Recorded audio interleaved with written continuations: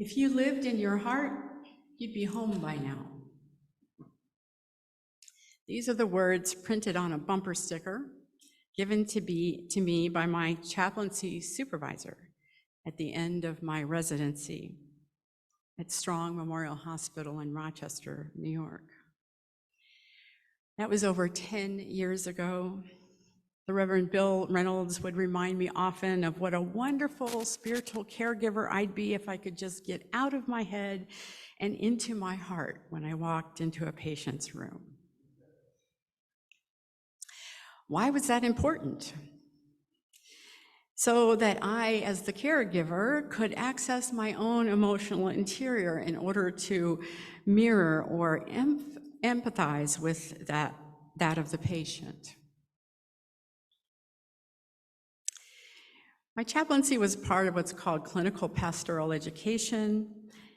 In the first few months in the program, when I was part of a peer group where we shared our encounters with patients and families, I had to have one of those emotion wheels to help me name my feelings.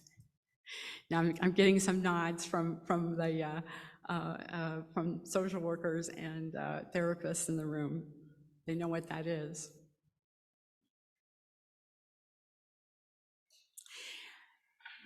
I also learned that not leaning into and sitting with uncomfortable emotions can, over time, diminish physical and mental health.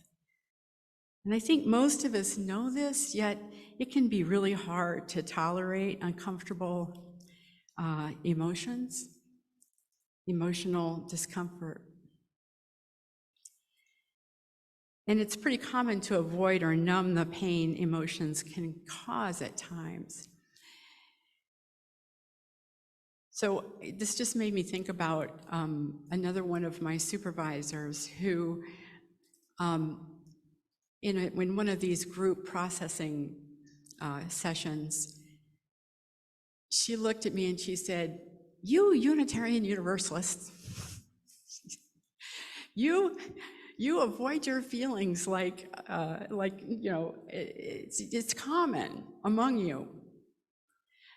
All right, well, I don't, you know, I doubt that it is true for every Unitarian Universalist or every UU who aspires to be a minister. But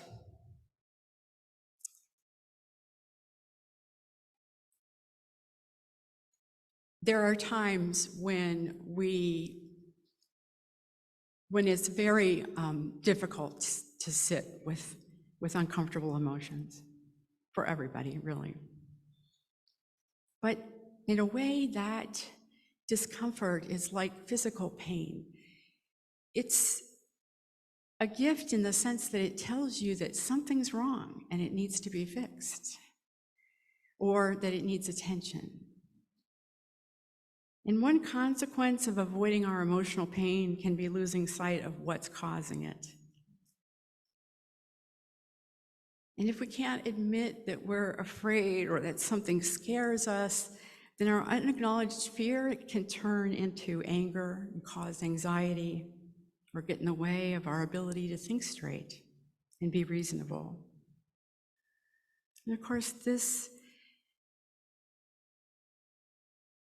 complicates things when we're in this very scary place. The whole world in the last 8 days. So I hope the heart space time was helpful as we struggle with worry, frustration, anxiousness over a very real threat to ourselves and our loved ones as the war between Israel and Hamas advances.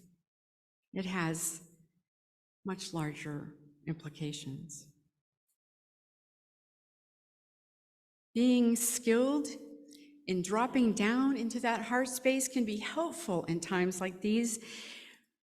There, we not only connect with our deepest selves, but it's also a place where we can feel at home regardless of where we are or what circumstances we find ourselves in. Now, I'm not talking about necessarily being alone with our thoughts and some Christian mystics call it the egoic operating system in ourselves, right? Because our egos don't always tell us the truth of things. But in your heart space, you'll find truth.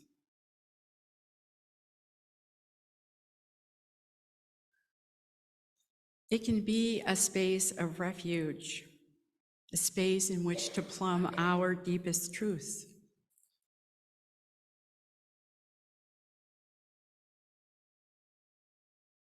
This for you may be a spiritual practice, a meditation.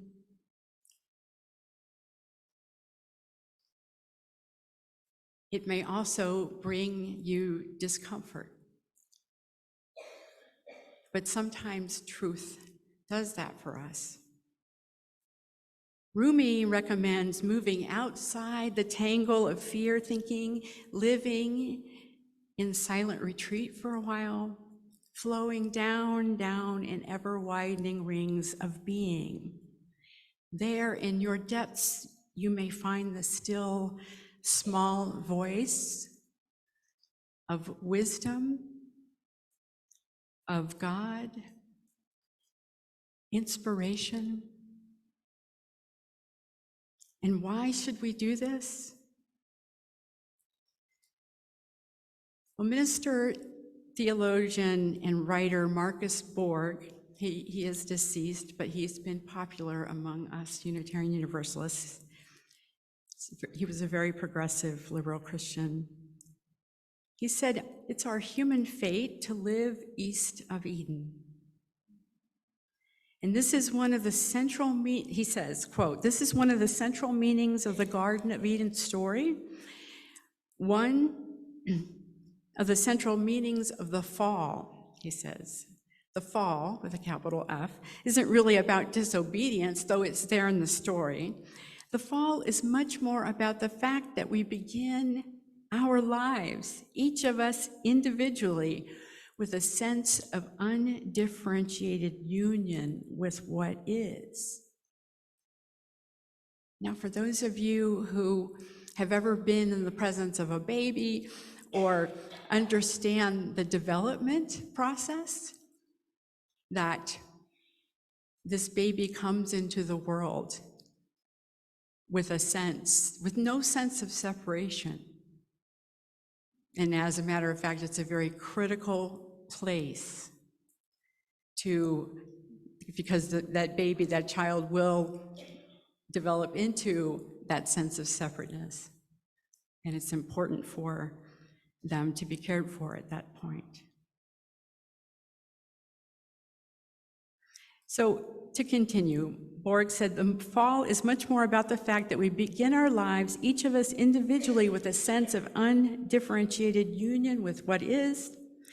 We begin our lives in paradise. But the birth of the separated self suddenly means we live our lives east of Eden in a state of separation and estrangement. Now, two concepts I want to hold up from Borg's words. First is the idea that we come into this world from a kind of oneness, that we begin our lives in that union with what is. So I don't myself believe in a guy in the sky God, but I can embrace the idea of all that is as a possibility of deep connection that we all share in. I know that there is a lot of speculation and mystery in that idea, in perhaps in embracing that as a belief.